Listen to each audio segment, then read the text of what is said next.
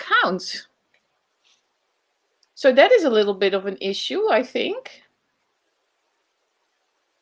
I'm not on Periscope. I'm not on Periscope. Hold on, you guys. Maybe we have to restart this broadcast.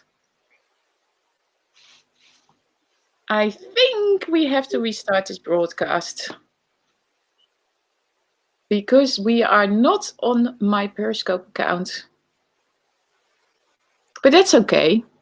The guest... Chantal, I see you on Periscope. Yeah, you see me on Haps. I just opened Periscope and I see that you are there. We can hear you. We are. Yes, you are. Evening. I see you on Periscope. Yes, you are. But am I on my own account? Because on my own phone, I'm not on my own account. Is it working now? Let me see. Yes, I see it now. We are live on Periscope. I was so confused that I couldn't see myself, but we're here. We have arrived. Hi, guys. I see people on YouTube. Welcome to Around the World with ChantalTV. We had a little technical issue here, but I see it's all solved. Yes, on Periscope. So fantastic. As I said, we're going to do it in two broadcasts. So 2 guests tonight and 2 guests tomorrow night because of time zones, schedules, and all that. So I'm going to be introducing. I see Nina is already saying hello to you. I'm going to be introducing you to the very first guest. And well, there we have. Ta-da-da-da! Riitta! Bonsoir! Good evening! Nice to see you, everybody. Now I have nice to see you. Am I now in the middle? Kind of.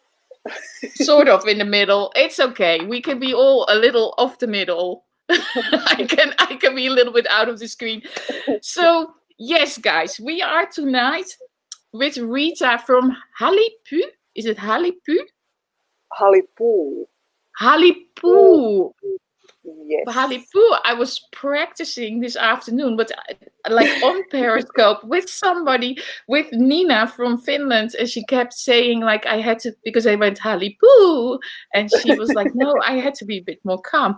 But anyway, introduce yourself. We like to know who you are. Well, I am the chief tree hugger of Halipuu. Halipuu means Hali is a cuddle, so a hug in Finnish, and puu means a tree. So I'm the CEO and the chief tree hugger of Halipuu, the hugging tree company. That's basically just us, our family. It's a little family-owned company here up in Lapland in the Arctic, and we do all kinds of stuff. What we are aiming at is bringing the forest to the people, no matter where you are located. So we take people virtually into the forest. We've been doing live broadcasts for 4 years already. And then we take people physically into the forest. So we live in basically, yeah, sorry. But a strange question for me. Like, yeah, I would like to take people in the forest, but I don't have a forest. How did you get a forest? Well, of course, Finland is a forest country, first of all. There is almost nothing more than forest in Finland. But the forest, this particular one, this hugging tree forest came to our family during the Second World War. So my father's family, they had to flee. They used to live by the ice sea up there in Pechanga. And they had to move the ice sea. So the ice sea is that. Where is that exactly? Sorry for making such a stupid comment. Really at the top of the world. So there's, Finland. We are in the Arctic, so above the Arctic Circle. Yeah. Above us, there's Norway. Yeah. And, well, Russia next to it, and then above that is the ice sea. And then when you still go further, that's when you end up in the Arctic, really, like the North Pole. Oh wow! So you're close to Santa Claus. Yes. So if you're not nice, I've got connections. Oh, you got connection. Yeah, but so your grandfather, he after the Second World War or during the Second World War, he went down to Halipuu. Yeah, they were That is the name of relocated. the. Yeah, it's not the name came with us. So the name Halipuu we have given to the forest, but the Finnish state gave the forest. Oh well, my family was able to buy it cheap from the state because they had lost their land. So that's how it worked in Finland. Oh That's wow! how we got the forest. And that's where my father has been working since he was 12 years old. So he's been actually Wow! taking down trees and maintaining the forest. Wow! But so what in that forest? Just like to quickly explain. So Riitta is broadcasting every Sunday from the forest with her children and husband, and showing us the trees and showing winter wonderlands, and it's truly amazing. It's if you want to do something on a Sunday, it's very early for America, but watch the replay. It is really nice. They are having open fires. They are making coffee, pancakes. Yeah, so it is truly amazing, and that's of course how I got to her. But so your father, he lived there, like on that land, and then in the end you become the CEO of tree hugging. How? Well, what happened in between was that my father decided it was an Easter in 2014, I believe, and we were all of us together there by a campfire, because that's what Finnish people do. We go Yeah. to the forest, have a campfire, and Dad took down a tree, and then he said that I don't want to do this anymore. Like I don't, this forest is ripe for felling, but I don't want to do that. What are we going to do? And then he himself, he said, well, let's adopt these trees as hugging trees to people. And I thought that is so crazy and so brilliant that I have to do it. So that's what I started doing. So I set up a website, put our trees up for adoption, and here we are now. So since then we've done all kinds of stuff. So like now, I don't know the situation of the pandemic in Finland, but can people actually travel to Finland at the moment? Can people have holidays around in your area? Not really. Mostly Finnish people at the moment. This is a tourist center for Finns as well. So there's a lot of people, really, normally from all over the world, but like this year, obviously, mainly from Finland coming. Yeah, but so you're virtually having people adopting these trees. So all these people that are here, they can adopt a tree. So what do you do? You take them on the hand and you show them with a video their tree, or how does this work? That's what we do. Yeah. So they can either pick a specific tree that we already have on our website, or they can like pick a generic tree, and then I will pick a tree for them. And so I will send an adoption certificate, of course, with coordinates and a little video of the tree where I introduce them to the tree. There's a lot of people, for instance, who have bought them as wedding presents or birthday presents, because it's really something they can always come and visit the tree in our forest. So there is something really alive that like belongs and that they can attach to. So. Yeah, and does it have a little nameplate or? Yeah. Oh, really? Yeah. Oh, wow. Yes. But of course, yeah. So basically, people can go to your website. They can sign up. So halipuu.com. They can sign up to adopt a tree, and then you basically give them a yearly update on what's going on with the tree, or not really. Or they can, they can, for instance, on our broadcasts, ask if they let me know on beforehand. Then we can go and see how their tree is doing during the broadcast as well. So. Oh, that's nice. I see a lot of questions also passing by, so I'm just gonna pick one out here. Present live, because we can present comments here. Is Halipuu a sort of therapy? Well, we do that as well, because what we do next to the tree adoption is, as I said, we take people really into the forest, and we have this thing called Arctic cocooning, and that is basically we have hammocks, and Finnish babies sleep outside. So when they take a nap, we wrap them up and we put them to have their nap outside, and that's kind of what we do with people as well. I wrap the people up in the hammocks, and then they have little naps in our forest, and that is incredibly soothing. So it's sort of our version of forest therapy. We don't, well, I mean, obviously we do different kinds of little exercises there as well during our Arctic cocooning trips, but Wow. It is the hammocking that's the main thing. Oh wow! So it's hammocking, and why? Because I have no idea. Why do they hang babies outside? Because it seems a bit cruel. No, that has just been the custom for a long time. It is very healthy. The air here, the air in our forest is actually the cleanest in the world. There's a center. Yeah, there's a center about 20 kilometers further northwest from us, and they measure the cleanest air on the whole inhabited planet in that center. So the air is super clean, and it's also, anyways, it's good for the lungs and it's good for the immune system. So of course the babies are wrapped very warm; they don't get cold.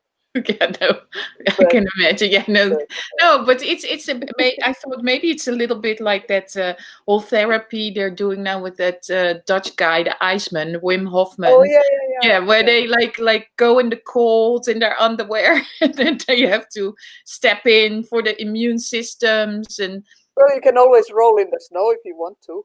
It's like you can always do that.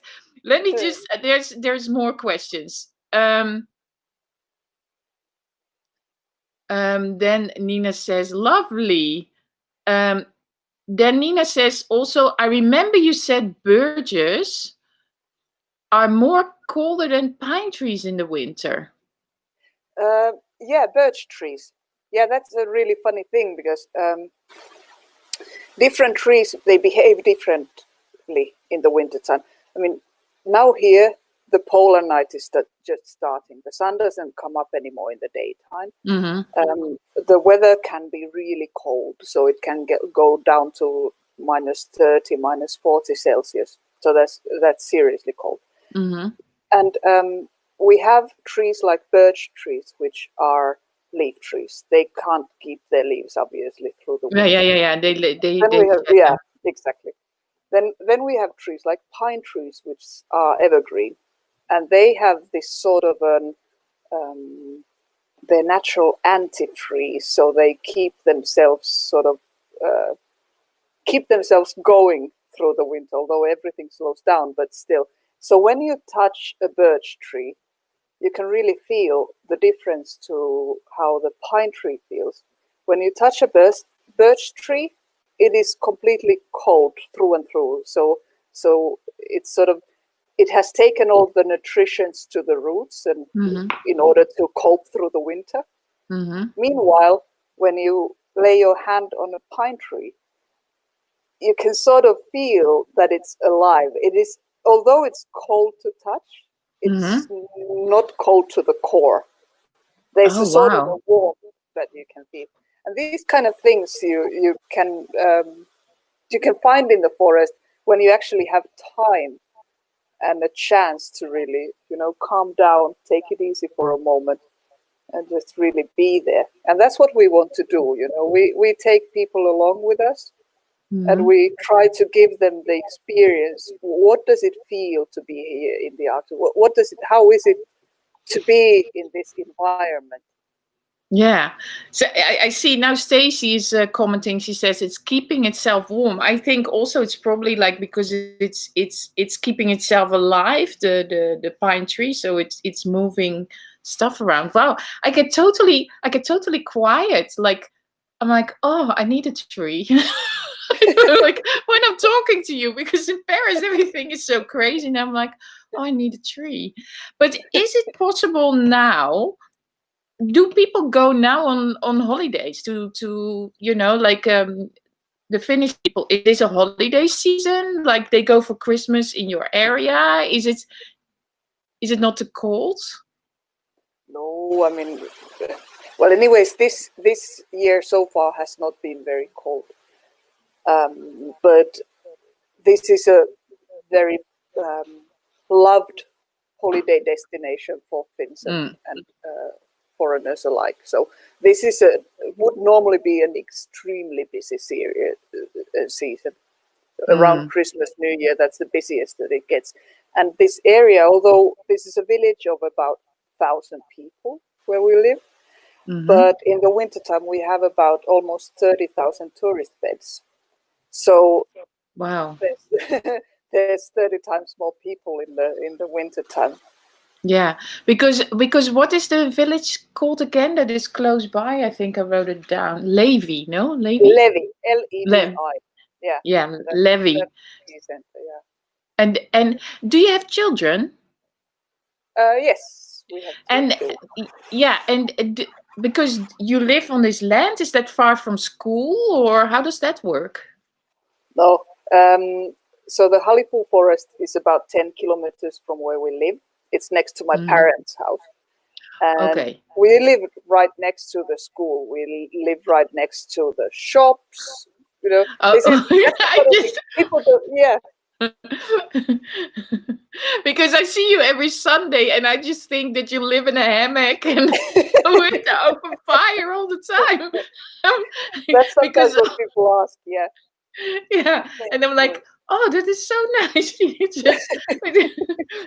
Then I imagine all the reindeers and all the yeah. But guys, it is so nice to to check out the broadcast on Sunday, because it is magical. It's really Wonderland. It's so amazing. So if I fly there, I'm not coming. Don't worry. But don't worry, Nina. I'm not surprising you guys in Finland yet. So where do you fly to? You fly to the Kittilä airport. It's KTT. Yeah. So KTT.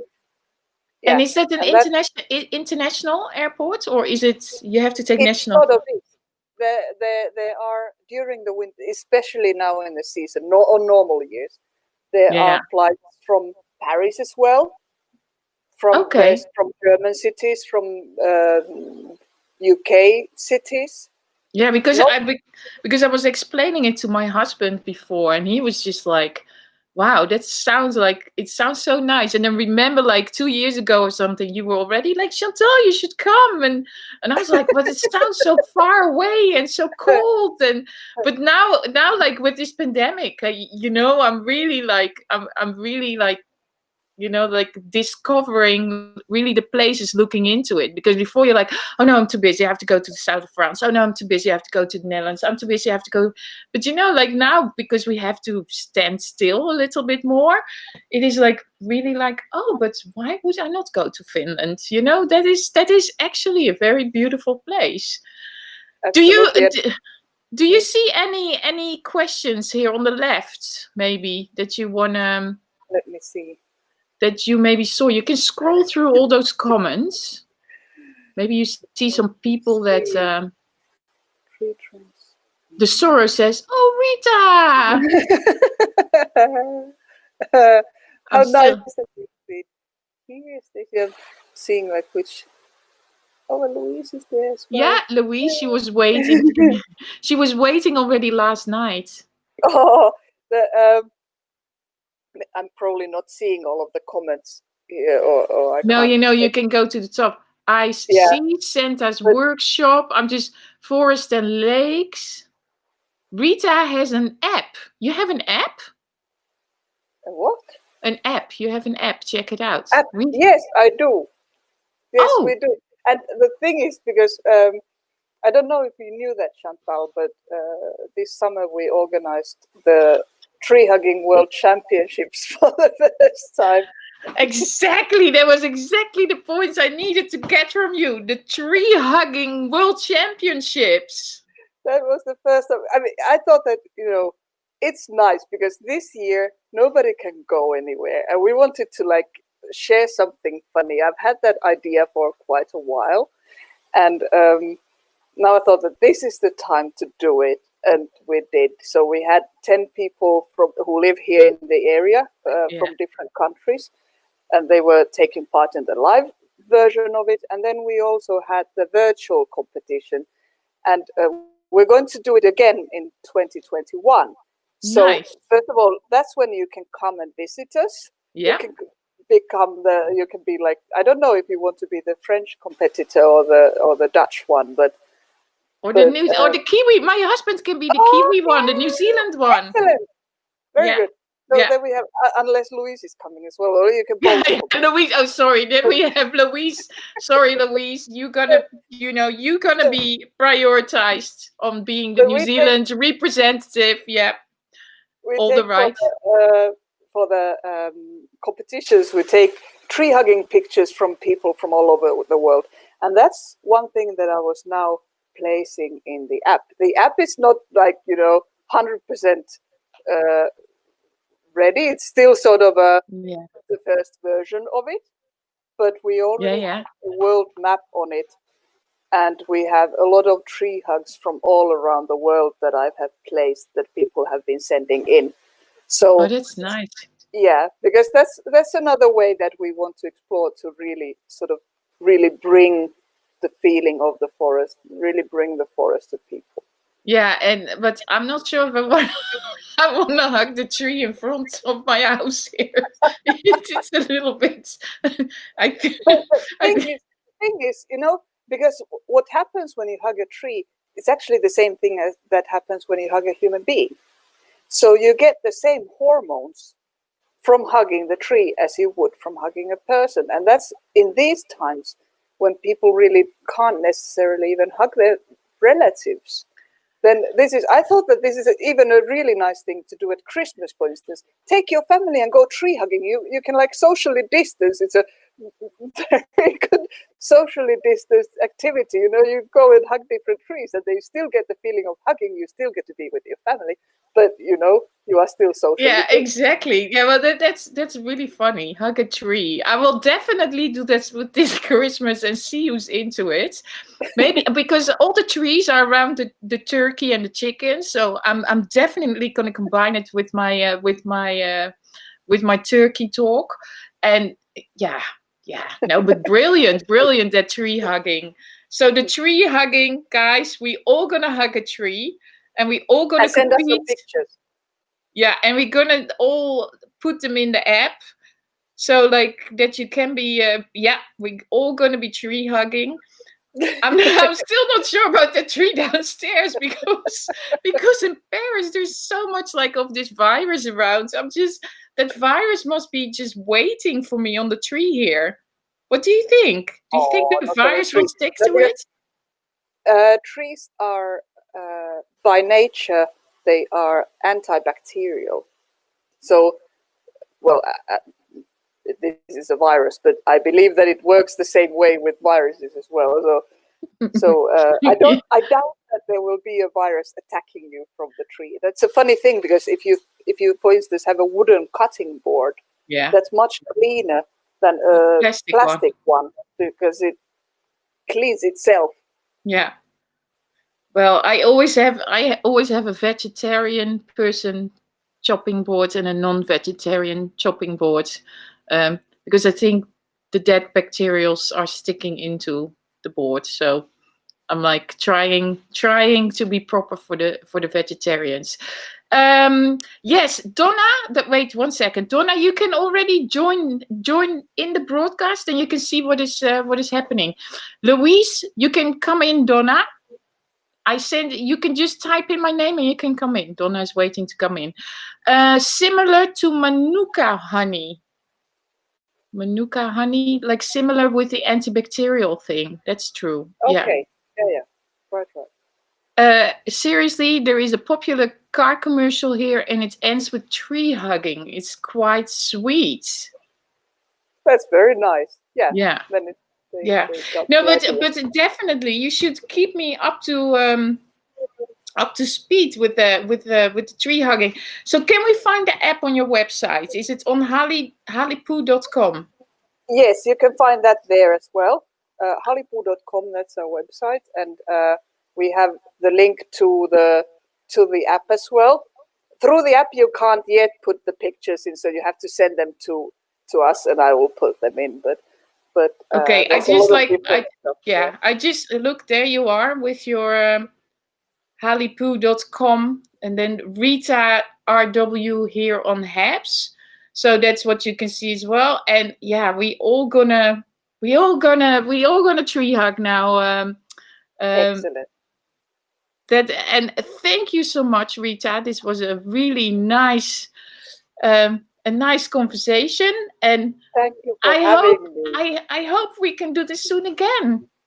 Oh yeah, definitely, anytime we do this. But then maybe we can do it once when you're at the fire. So when you're finished with your broadcast, or before you're doing your broadcast, we can do it like in the snow, and I can enjoy the pancakes virtually. That will be in the daytime for us. So now it's exactly past 10. But yes, we will do that. Okay, thank you so much, and see each other soon. Thank you. Bye, everybody. Nice to see you. Bye, Riitta.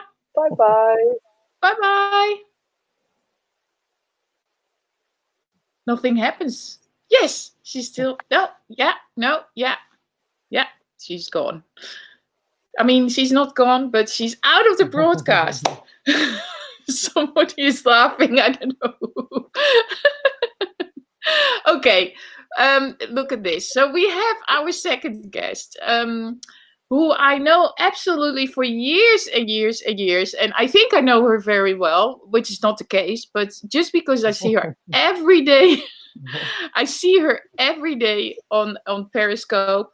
Another person who's very zen and very with the world, but then on a beach, not on a tree.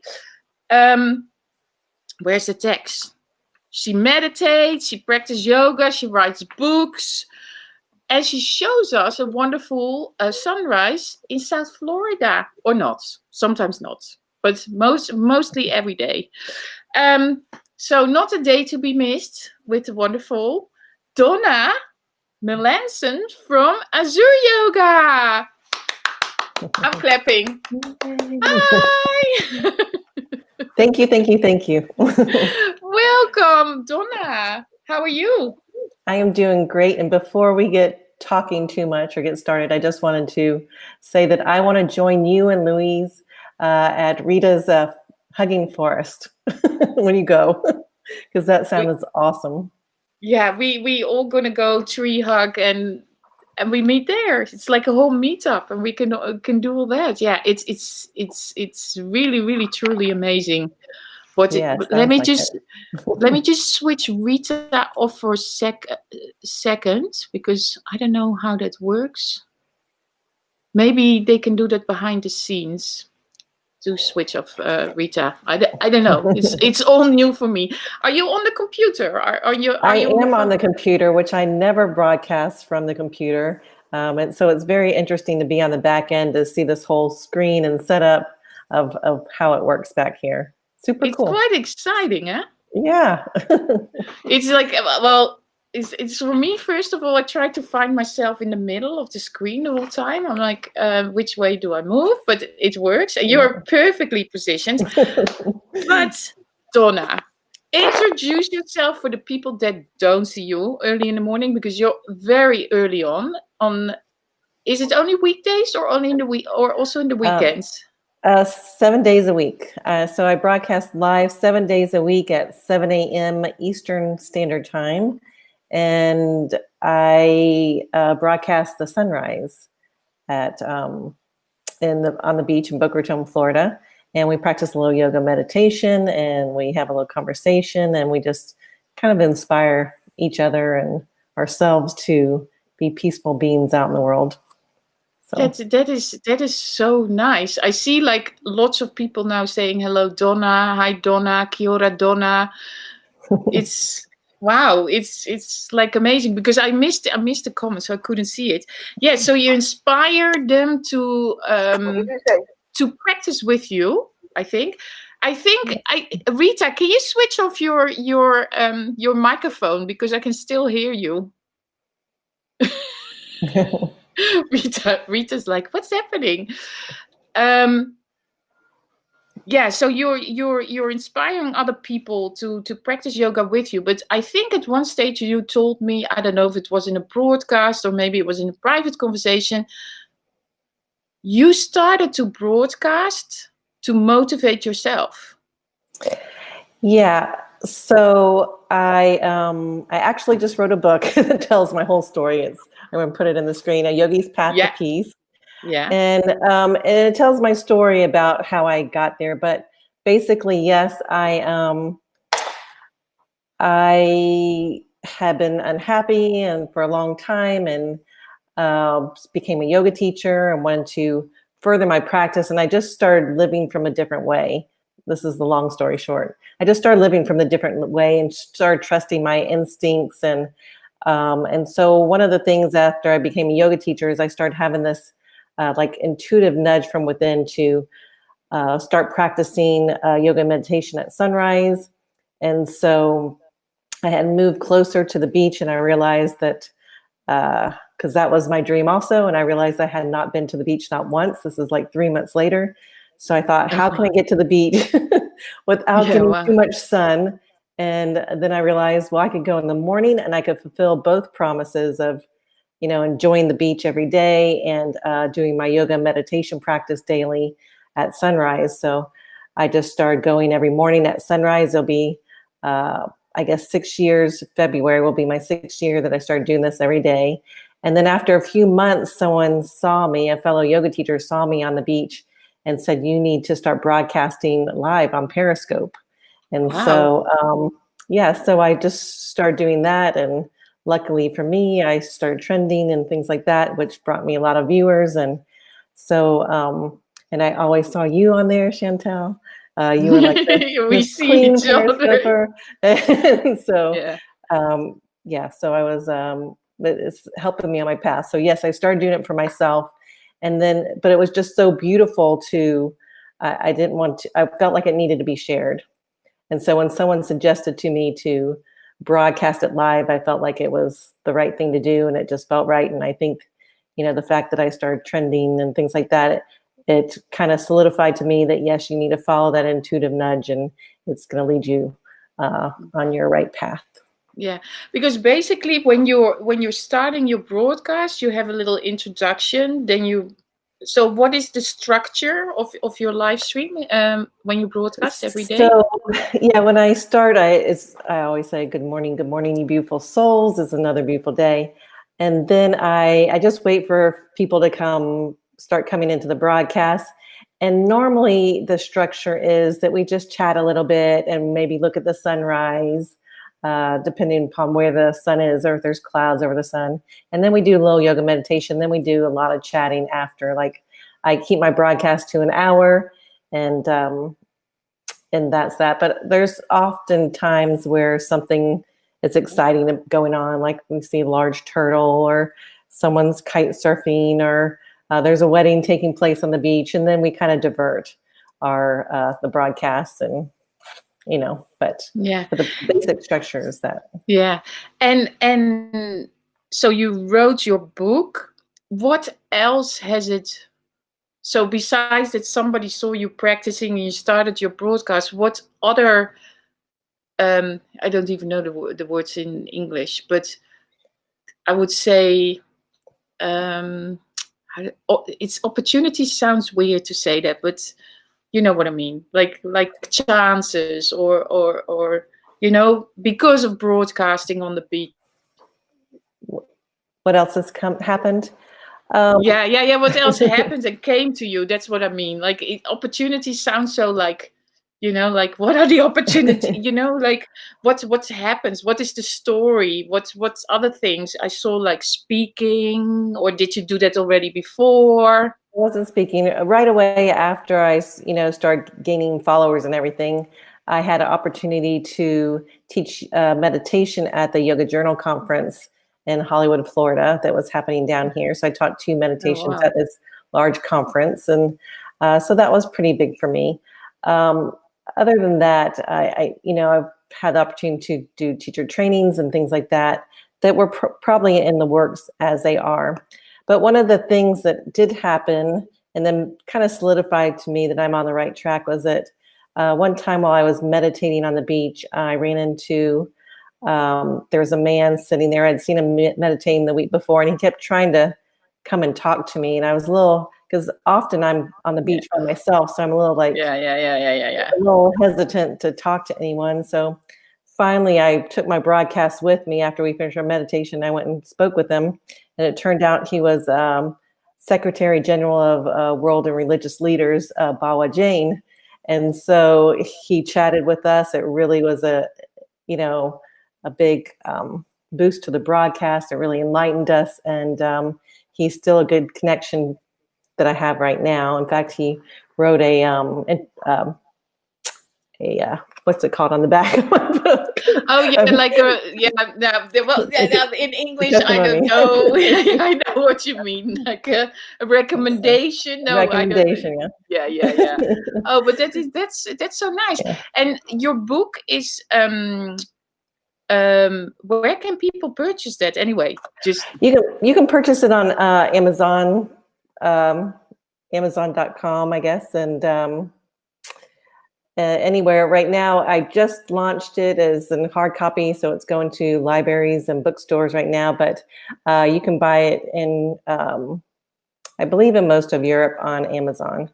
Oh, good. Because who published it? The book? Yogi's Path to Peace? I self-published. It's nice. So very good. It's on Amazon, and now I'm published on Ingram Spark.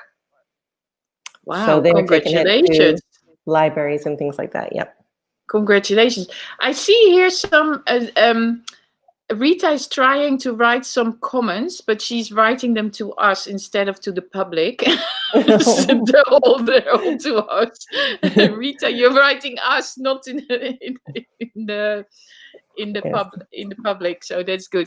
Yeah, but that's great. I mean, the power of what is happening now in the world, that you can publish, you can stream, you can, the whole social media, like all your marketing tools are in your own hands. What is the next step for you? Well, I feel like, as I was saying before, that I'm just trusting that intuition, and whatever happens, just like starting to broadcast, and then my opportunities to speak at the Yoga Journal Conference and things like that. But and then publishing this book. And I also have a podcast called The Silent Bit that I started doing. So I started doing that right before the book was published. So I just finished my first year, but we're already being listened to in like 26 countries. Oh, wow. Congratulations. Yeah, it's very cool and powerful. I interview a different yoga teacher every week and have a conversation, and then they lead us on a guided meditation. So I've got a lot of things working on. I'm still trying to do the audiobook version of this book and things like that. So I'm just, and at the same time, we're selling our house. So, but you're gonna move away from the beach, or you're gonna stay in the area? We're gonna stay in the area, but we also have a house on the island of Bimini, Bahamas, so that we'll be there part of the time. And very nice. And then we want to build a house in the mountains so that we have both the mountains and the sea, because my story starts in the mountains. So Oh wow! But for me, it's. I thought you were going to say, "Oh, I buy a minivan and and I'm going to go around the world."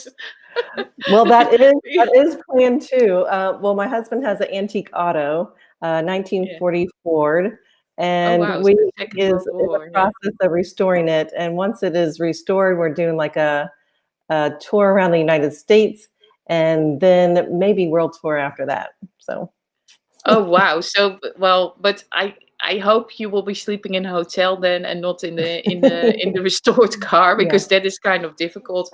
Wow! So it's gonna be like a whole adventure for you. So we will see you move around then, like in the next year. Yeah, I hope so. And so I feel like I'm doing everything that you're not supposed to do when you launch a book. You're supposed to really be publicizing it and things like that. And I feel like I'm just sitting in that place of trusting that the universe is working for my benefit, that things will happen, just like doing this live broadcast here with you, Chantal.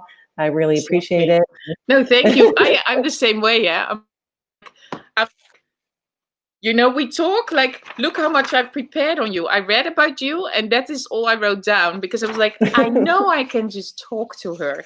It will just Yes. come, because I trust the universe, and we are live streamers and we know how to talk. So I don't need to prepare too much. This is going to go. That's how I work. So you see, we trust and we talk. And then we have all these lovely people. I totally forget to I'm ignoring the comments, but I see. Do you remember Tony by Mr. Matthews? It's maybe from the very far past, from Amsterdam. He was always broadcasting from Amsterdam. He is here in the Oh, broadcast. nice. Hi, Tony. We haven't seen him forever, which is great. Nice to have you here. Of course, Louise is here. Ricky Beltran is he's from YouTube. Then I think we have some people from Facebook, maybe from Lisa Weaver Yates, Marcy Haviland. Marcy, yes, Marcy's a friend of mine. Exactly. Yeah. Yes, yeah. Yeah. So So there's I some can't friends really of. see the chat too well. It's kind of limiting me on what I Yeah, can see. So you have to oh, swipe to the side, and then you can because I had the same thing. It's hard to go in the producer software. Before it was all in one screen, and now you have to swipe left and right. So if you swipe, you can see the comments on the left. oh, and there's John Fire Beach and Dindy Yokels here. They're from me, from my people. So that's Very nice. good. Hi everyone. I just saw the John shouting out to Dindy. Island Girl's here. Hello, Island Girl. And I'm sorry if I missed other comments that I didn't see before. Exactly, but I have the same thing. So we apologize if we missed the comments. We are not ignoring you. It's just like for us a little bit hard to scroll through, but one day this will all work perfectly. Yeah, so what is the first place you're going to travel to when we can travel again? Yeah. Well, for my peace tour, with my book and my husband's restored car, I'm going to visit several listeners, and I'm going to start at the East Coast at one of my listeners named Mama Terry. I'll be stopping at her house, which is on the coast of North Carolina, and then going up the East Coast across northern United States, and maybe going into Canada a little bit, and then heading down to California and back. So, but there's so many places I want to travel to, and I can't wait to get to Europe and to Finland for the tree hugging. Tree hugging, yeah. We all need to tree hug. That's now at the top of my list. We all have tree hugging on the top of our list now. It's I read it, I saw it briefly, and I'm still like wondering about the tree outside, because it's quite dirty, and I'm still like, can I actually hug that tree outside here? But anyway, maybe I'm gonna do it. I had a tree in my yard when I was a little girl. It was apparently I loved this tree, and I literally did go and I used to hug the tree because I loved it so much. It grew big, beautiful orange flowers. It was called a Royal Poinciana, and here in Florida they grow. So, but I remember going and literally hugging that tree. But it didn't seem dirty then to me. So No, but here in the street, you know, because I live like in the center of Paris, and there's yeah. so many people walking, and they have closed because of the virus. They've closed many toilets and all the restaurants and bars, so it's very hard to go somewhere. Oh. Yeah, so I am not sure if I really, you know, should be hugging the trees in Paris. Yeah, what I mean? wait till you get to Finland.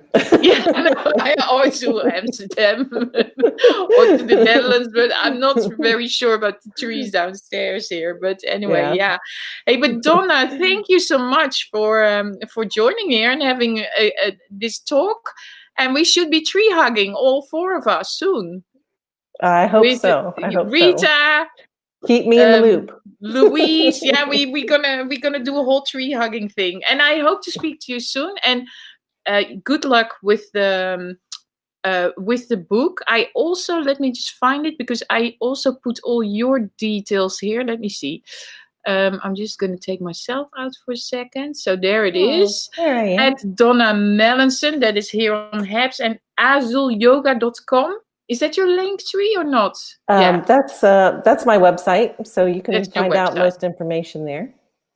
Yeah, and then you also have a link tree, and that is with the Donna Melanson, and then you will find everything you need to know about Donna. And of course, every day on Periscope, not a day to be missed. You can practice and you can meditate with Donna, and you should.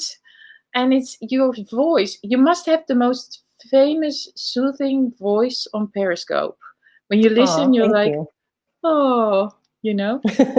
So thank you so much. Namaste, and hope to see you. Thank you. See you soon. Bye. Bye. Okay. So, dear friends, that was lovely to meet Donna, lovely to meet Riitta, tree hugging, yoga on the beach. We all gonna be doing it. As I said, this is the first half of the show. The second half of the show will be tomorrow, will be a lot later for me. So I will be going to bed very, very late. But tomorrow night, we're going to be broadcasting an extra episode. We will go to Sydney, so you should come and come around the world with me. And yeah, I want to say thank you to all of you for watching. I see Riitta, I see all the comments. Thank you, thank you. So tomorrow night, not the same time, but 2 hours later, 2 new guests around the world with ChantalTV. And thank you again to Donna and to Riitta. And thank you guys, and see you tomorrow. Bye.